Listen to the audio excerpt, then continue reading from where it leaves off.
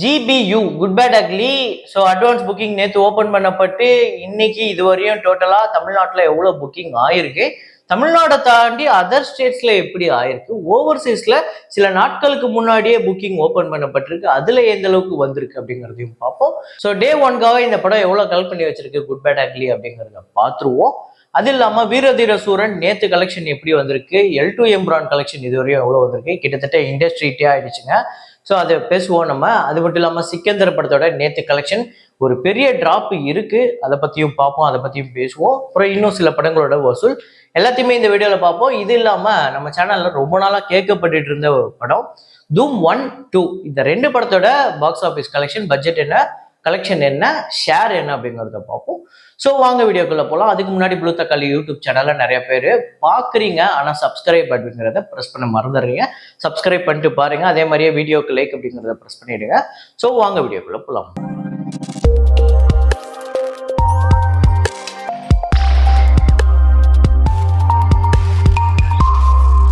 நேற்று வீடியோவில் நான் ஒரு ஃப்ரேம் ஒன்று வச்சிருந்தேன், நிறைய பேர் கரெக்டாக கெஸ் பண்ணியிருந்தீங்க. அது என்ன ஃப்ரேம், என்ன படம் அப்படிங்கிறத இப்போ பார்த்துட்டு வாங்க.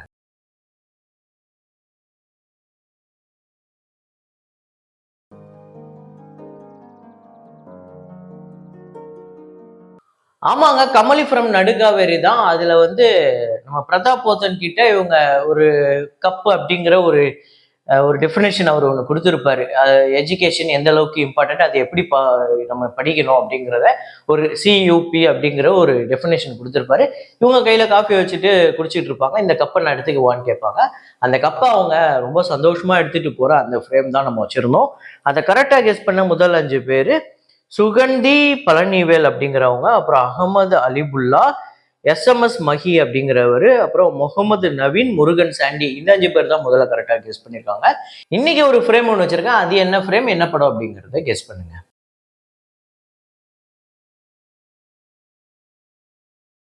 Good bad ugly trailer release ஆயிருந்தது, அதுக்கு ஒரு பெரிய வரவேற்பே கிடைச்சிருந்தது. நிறைய அதுக்கு டீ கோடிங், இந்த படத்துல இருந்து இந்த படத்துல இருந்து ஒரு ரெஃபரன்ஸ் எடுத்திருக்காங்க, இந்த சீன்ல இருந்து ஒரு ரெஃபரன்ஸ், இந்த படத்துல இருந்து ஒரு டைலாக் வச்சிருக்காங்க அப்படின்னு சொல்லிட்டு எக்கச்சக்கமா டீ கோடிங் பண்ணிட்டாங்க. ஸோ அதெல்லாம் விடுங்க, உங்களுக்கு இந்த ட்ரெய்லரை பார்த்தோன்னா எப்படி இருந்தது அப்படிங்கிறத ஒரு ஜென்யூனான அந்த ஒப்பீனியனை ஷேர் பண்ணுங்க கீழே கமெண்ட்ல. இப்போ வசூலுக்குள்ள போயிடலாம். டிப்ளோமேட் திரைப்படத்தோட டேட் 22 இந்தியாவில் 45 லட்சம், உலகம் முழுக்க 50 லட்சம்.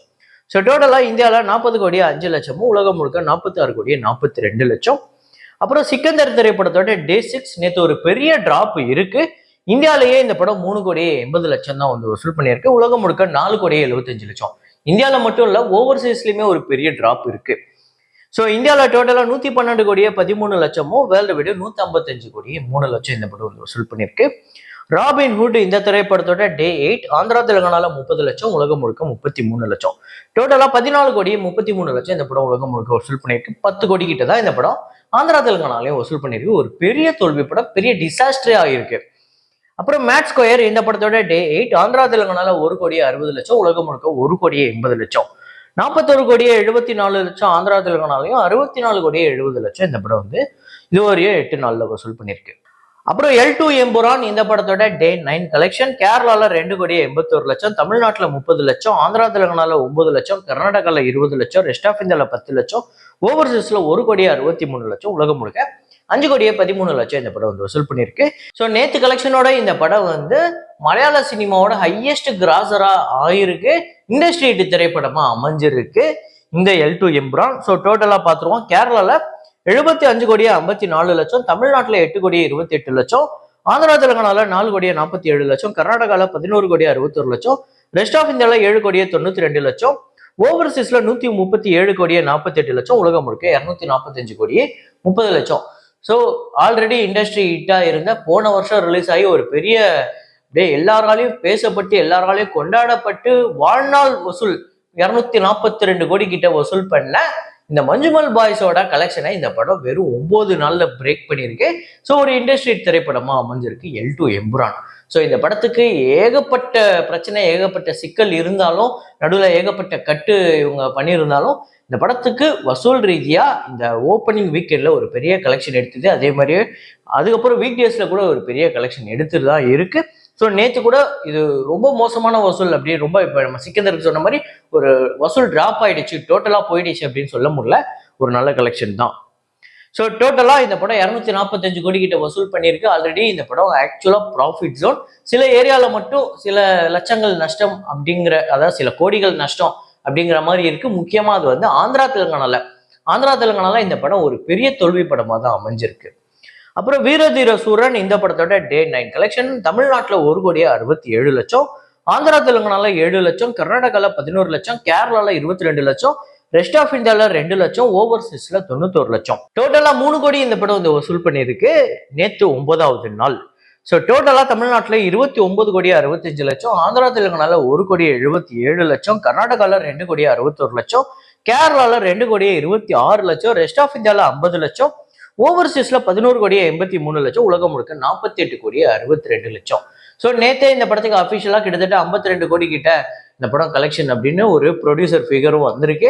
ஸோ அதை தாண்டி நம்ம சொல்றது இந்த ட்ரேடு வட்டார நம்பர் தான் அப்படிங்கிறத கீழே நான் ஒரு டிஸ்கிளைமராகவும் போட்டிருக்கேன். தொடர்ந்து நம்ம வீடியோவில் சொல்லிக்கிட்டும் இருக்கேன். சில பேர் அது தெரியாம நம்ம கிட்ட ப்ரொடியூசரே சொல்லிட்டாரு நீ என்ன இன்னும் கம்மியாக சொல்லிட்டு இருக்கேன்னா அது ப்ரொடியூசர் நம்பர்.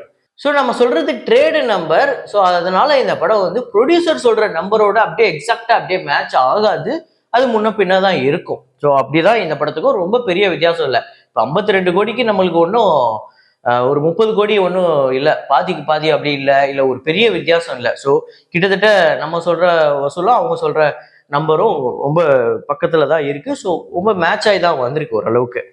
அப்புறம் குட் பேட் அக்லி திரைப்படத்தோட advance booking Overseas so $100K வந்து கலெக்ட் பண்ணியிருக்கு.